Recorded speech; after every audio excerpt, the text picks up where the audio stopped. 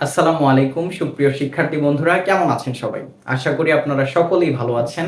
মুক্ত বিদ্যাপীঠের আরো একটি বাংলা রিডিং শিক্ষার ক্লাসে আমি নাঈম হাসান আপনাদের সকলকে জানাই আন্তরিক শুভেচ্ছা ও স্বাগতম। তো শিক্ষার্থী বন্ধুরা, বাংলা রিডিং শিক্ষার ধারাবাহিকতায় আজকের এই ক্লাসে আমরা শিখব জফলা উচ্চারণের নিয়ম। বাংলা যে 7টি ফলা চিহ্ন রয়েছে, জফলা, মফলা, লফলা, এই ফলাগুলোর মধ্যে কিন্তু জফলাও একটি। তো এই জফলা কোনো বর্ণের সাথে যুক্ত হয়ে কিভাবে এর উচ্চারণ হয় সেই সম্পর্কিত আমাদের কিন্তু একটি ক্লাস রয়েছে।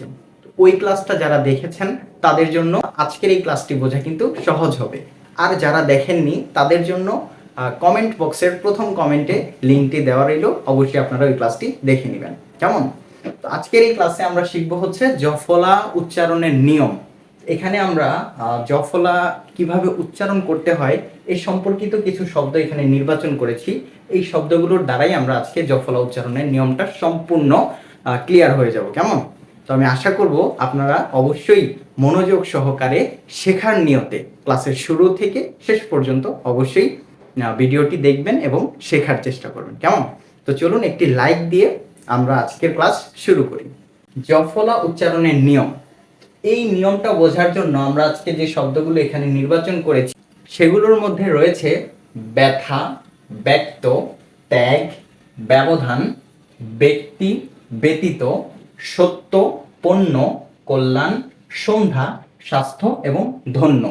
আপনাদের অনেকের প্রাথমিকভাবে মনে হতে পারে যে প্রতিটা জফলাযুক্ত শব্দ একইভাবে উচ্চারিত হয়েছে, কিন্তু আসলে না।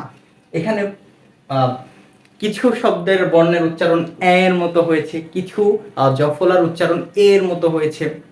এখানে কিন্তু পার্থক্য ছিল। তো চলুন সেই পার্থক্যটা কোথায় ছিল, কিভাবে ছিল, আমরা বিস্তারিত আলোচনা করি।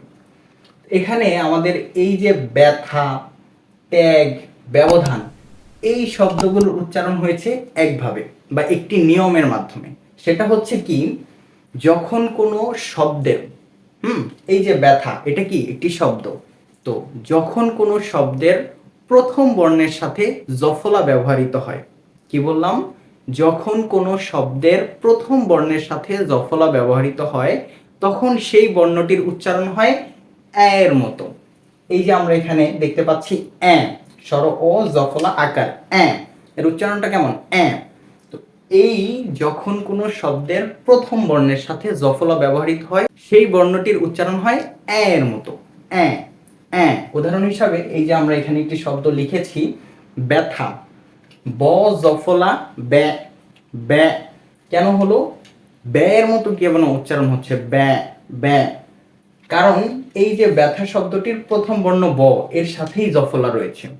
তো যখন কোনো শব্দের প্রথম বর্ণের সাথে জফলা থাকবে তার উচ্চারণটা কেমন হবে? এর মতো। আশা করি বুঝতে পেরেছেন। তো এখানে ব জফলা ব্যা, থ আকার থা, কি হয়? ব্যথা, ব্যথা। এরপরে ত্যাগ, ত জফলা আকার ত্যাগ, ত্যাগ। এরপর গ, কি হয়? ত্যাগ, ত্যাগ। ওকে। এরপর রয়েছে ব্যবধান, ব জফলা ব্যা, ব্যা। এরপর আবার ব, ব্যা, ব, ধ আকার ধা, দন্তন, কি হয়? ব্যবধান, ব্যবধান, ব্যবধান। কেমন? তো এই এর মতো কেন উচ্চারণ হচ্ছে? কেননা এই শব্দটির বা এই শব্দগুলোর প্রথম বর্ণের সাথে কি রয়েছে? জফলা রয়েছে। ঠিক আছে ফ্রেন্ডস?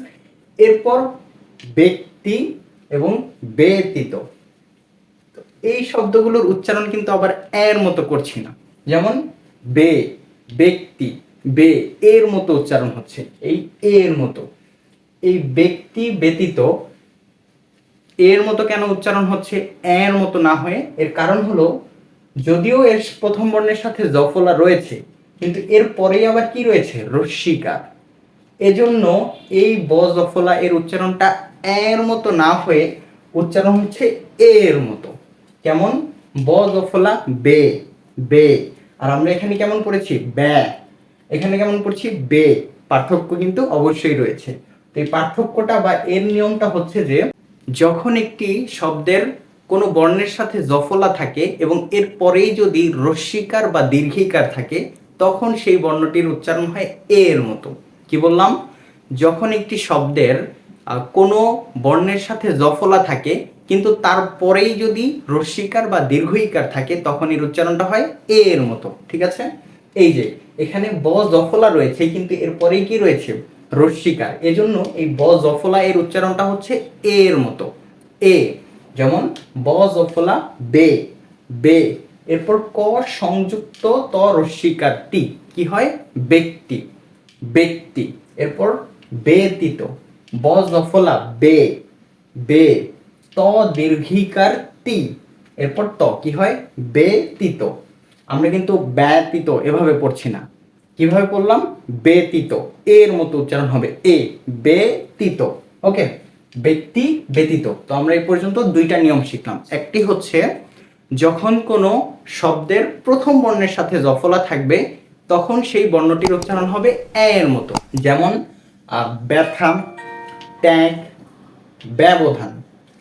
এবং দ্বিতীয় নিয়মটি ছিল যে যখন একটি শব্দের কোনো বর্ণের সাথে জফলাট রয়েছে কিন্তু তারপরেই রস্যিকার বা দীর্ঘইকার চলে আসবে তখন তার উচ্চারণটা হবে এ এর মতো, যেমন ব্যক্তি, ব্যতীত। কেমন? এরপর রয়েছে সত্য, পণ্য, ধন্য, কল্যাণ। এই শব্দগুলো যে নিয়মের মধ্যে পড়েছে তা হচ্ছে যে যখন কোনো শব্দের মধ্যে বা শেষে জফলা থাকবে তখন সেই বর্ণটির উচ্চারণ হবে ওকারান্তের মতো, অর্থাৎ ওকার যুক্ত হলে একটি বর্ণের উচ্চারণ যেমন হয়, যেমন ক ওকার কো, দন্ত স ওকার স, এরূপভাবে উচ্চারণ হবে। উদাহরণ হিসাবে এই যে দন্ত স ত জফলা সত্য, এখানে আমরা যখন এটা উচ্চারণ করছি তখন কিন্তু এই যে দন্ত স এর সাথে এরূপ মনে হচ্ছে যে একটি ওকার যুক্ত হয়েছে, সত্য, সত্য। কেমন? এরূপ ভাবে এই যে পণ্য, পণ্য, আমরা কিন্তু এভাবে পড়ছি না, পণ্য, পণ্য, এরূপ উচ্চারণ হয়। এরপর ধন্য, কল্যাণ। ওকে ফ্রেন্ডস, এরপর রয়েছে সন্ধ্যা এবং স্বাস্থ্য। একটু কঠিন মনে হচ্ছে শব্দগুলো, এগুলো হচ্ছে আপনার সংযুক্ত বর্ণ। এরূপ সংযুক্ত বর্ণেরও কিন্তু একটি নিয়ম রয়েছে, সেটা হচ্ছে যখন কোনো সংযুক্ত বর্ণের সাথে জফলা থাকে বা জফলার ব্যবহার হয় তখন সেই জফলার উচ্চারণটি আর হয় না।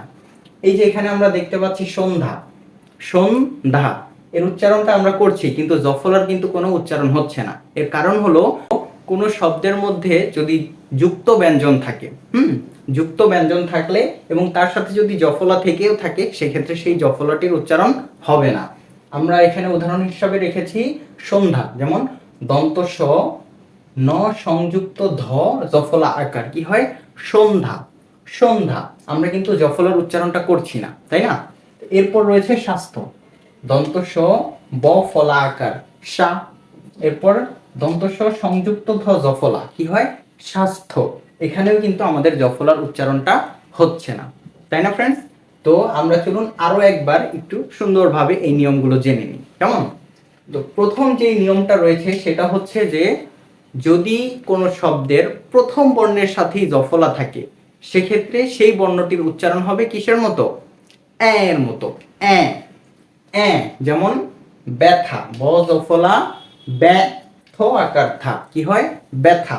এরপর রয়েছে ত্যাগ, ত জফলা আকার ত্যা, এরপর কি, গ, ত্যাগ। ব্যবধান, ব জফলা ব্যা, ব ধ আকার ধা দন্ত ন, কি হয়, ব্যবধান। দ্বিতীয় নিয়মটি হচ্ছে যখন কোনো শব্দের জফলাযুক্ত শব্দের পরেই রস্যিকার থাকে বা দীর্ঘিকার থাকে তখন সেই বর্ণটির উচ্চারণ হয় এ এর মতো। কি বললাম? যখন কোনো শব্দের কোনো বর্ণের সাথে যদি জফলা চলে আসে এবং এর পরপরই যদি রস্যিকার বা দীর্ঘিকার যুক্ত বর্ণ আসে সেক্ষেত্রে সেই জফলাযুক্ত বর্ণটির উচ্চারণ হয় এ এর মতো, যেমন ব্যক্তি, ব জফলা বে, এ, ব জফলা বে। এরপর ক সংযুক্ত ত রস্যিকার তি, কি হয়, ব্যক্তি। আমরা কিন্তু এই ব্যথার নেই এভাবে পড়িনি, কি পড়েছি, বে, আর এখানে পড়ছি ব্যা, আর এখানে পড়ছি বে।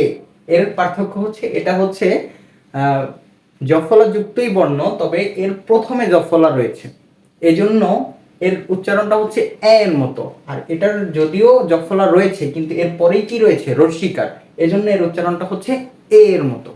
ব্যক্তি, ব্যতীত এরই উদাহরণ। এরপর সত্য, পণ্য, ধন্য এবং কল্যাণ। এরপর হচ্ছে সন্ধ্যা এবং স্বাস্থ্য। তো কোনো যুক্ত ব্যঞ্জনের সাথে যদি জফলা ব্যবহৃত হয় সেক্ষেত্রে সেই জফলাটির উচ্চারণ হয় না। তো আমরা সেটা দেখতে পেলাম সন্ধ্যা, স্বাস্থ্য।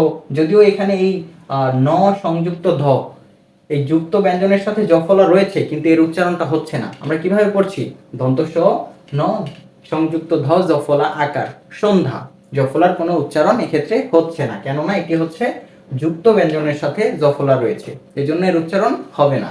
এরপর স্বাস্থ্য, স বফলা আকার সা, দন্ত স ধ সংযুক্ত ধ জফলা স্বাস্থ্য। ওকে ফ্রেন্ডস, আশা করি বুঝতে পেরেছেন। তো আজকের এই ক্লাসটি এ পর্যন্তই। যদি ক্লাসটি একটু ভালো লাগে একটি লাইক, যদি কিছু বলার থাকে অবশ্যই কমেন্ট, এবং আপনি যদি মুক্ত বিদ্যাপীঠ চ্যানেলে নতুন হয়ে থাকেন প্লিজ সাবস্ক্রাইব করতে ভুলবেন না। তো সাবস্ক্রাইব করে পাশে থাকা বেল আইকনটি অবশ্যই বাজিয়ে রাখবেন যেন মুক্ত বিদ্যাপীঠ থেকে প্রকাশিত ভিডিও আপনার নিকট সকলের আগে পৌঁছে যায়। সকলের সুস্বাস্থ্য কামনায় আজকে এখানেই বিদায় নিচ্ছি। সবাই ভালো থাকবেন, সুস্থ থাকবেন। আল্লাহ হাফিজ।